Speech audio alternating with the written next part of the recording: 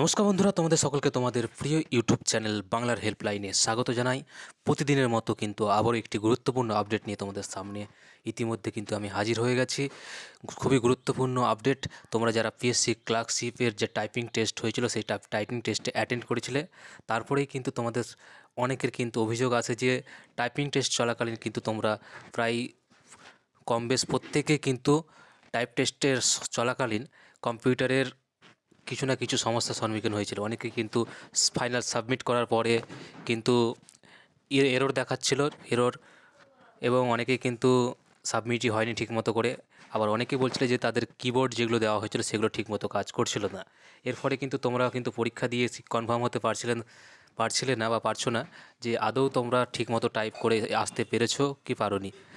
বেশিরভাগ ক্যান্ডিডেটস যাদের সমস্যা হয়েছিল যে টাইপিং টেস্ট কমপ্লিট করার পরে যখন তারা সাবমিট অপশানে ক্লিক করেছিল তখন কিন্তু তাদের এরর দেখাচ্ছিল এবং সেখান থেকে বলা হয়েছিল যে অটোমেটিক সেটা সাবমিট হয়ে যাবে, কিন্তু আদৌ অটোমেটিক সাবমিট হলো কি না সেটা কিন্তু একটা বিরাট প্রশ্ন কিন্তু থেকেই যাচ্ছে। এই সম্পর্কে কিন্তু একটি গুরুত্বপূর্ণ আপডেট রয়েছে, তাই তোমরা যারা ভিডিওটি দেখছো শুরু থেকে একদম শেষ পর্যন্ত দেখবে এবং নতুন যারা চ্যানেলটিকে দেখছো চাকরি সংক্রান্ত সকল আপডেট সবার আগে পাওয়ার জন্য চ্যানেলটিকে অবশ্যই সাবস্ক্রাইব করে দেবে এবং পাশে থাকা বেল আইকনটি প্রেস করে দেবে। সো বন্ধুরা, দেরি না করে আমরা দেখে নিই কী সেই আপডেট এবং সেই আপডেটে কি বলা হয়েছে। সো বন্ধুরা, তোমরা এখানে দেখতে পাচ্ছ আজকের যে কর্মসংস্থান পত্রিকা 2 এপ্রিল 2022 সেটি ডাউনলোড করে নিয়েছি এবং এখানে একটু কিন্তু পিএসসি থেকে একটি গুরুত্বপূর্ণ আপডেট কিন্তু দেওয়া হয়েছে যাদের টাইপ টেস্টে প্রবলেম হয়েছিল তাদের। সো সেই গুরুত্বপূর্ণ আপডেটটি আমরা দেখিনি। আমরা কিন্তু নিচে স্ক্রল করে নিচের দিকে চলে আসব। এখানে দেখতে পাচ্ছি পিএসসি যে জিজ্ঞাসা বলে একটি পেজ রয়েছে, সেখানে কিন্তু পরিষ্কারভাবে বলে দেওয়া হয়েছে।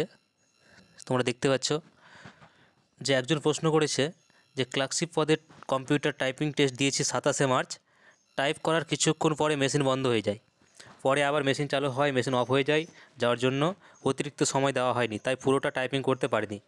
আমার মতো অনেকেই এই সমস্যা হয়েছে। নতুন করে কি আমাদের আবার টাইপিংয়ের সুযোগ দেওয়া হবে, না টাইপিং পরীক্ষা বাতিল হবে? এই প্রশ্নটি করেছে মোহাম্মদ জাভেদ আক্তার হুগলি থেকে। সো এবার কিন্তু পিএসসি কী উত্তর দিয়ে সেটা তোমাদের সামনে দেখাবো। বলেছে আমাদের দপ্তরে, পিএসসি থেকে যেটা জানাচ্ছে, আমাদের দপ্তরে এমন অনেক অভিযোগ এসেছে, যাদের এই সমস্যা হচ্ছে তারা সত্তর পিএসসি অফিসে লিখিত অভিযোগ জানিয়ে রাখুন। পিএসসি কর্তৃপক্ষ বিষয়টি তদন্ত করে বিবেচনা করতে পারে।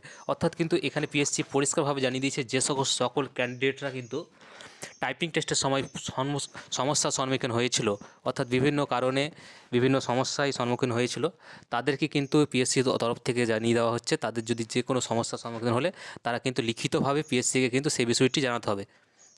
তবেই কিন্তু তারা যদি টাইপিং টেস্টে সত্যি প্রবলেম হয়ে থাকে তাহলে সেখান থেকে কিন্তু পিএসসি বিবেচনা করে আবার যদি রিটাইপ টেস্ট নেওয়া হয় সেটা নিয়ে যেতে পারে। তাই তোমাদেরকে একটা কথাই বলে রাখবো, যারা টাইপ টেস্টে একটু না একটু সমস্যা হয়েছিল, যাদের এরর দেখিয়েছিল বা যাদের মেশিন অফ হয়ে গিয়েছিলো, তোমরা কিন্তু লিখিতভাবে পিএসসিকে অবশ্যই জানিয়ে রাখবে।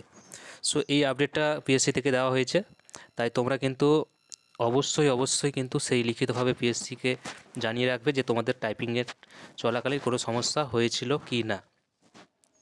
আর পিএসসি থেকে যেটা জানাচ্ছে যে আরেকটা আপডেট রয়েছে, সেই হচ্ছে তোমাদের যে টাইপ টেস্টের যে রেজাল্ট অর্থাৎ ফাইনাল মেরিট লিস্ট যেটা বেরোবে, সেটা হচ্ছে আজকে থেকে প্রায় 2 মাসের মতো লাগবে। সেই 2 মাসের মধ্যেই কিন্তু ফাইনাল মেরিট লিস্ট আসতে চলেছে এবং তারপরে কিন্তু তোমাদের জয়েনিং দিয়ে দেওয়া হবে বিভিন্ন ডিপার্টমেন্টে। সো এই আপডেটটি তোমাদের দেওয়া ছিল। দেখা হচ্ছে পরবর্তী ভিডিওতে, ততক্ষণ ভালো থাকবে।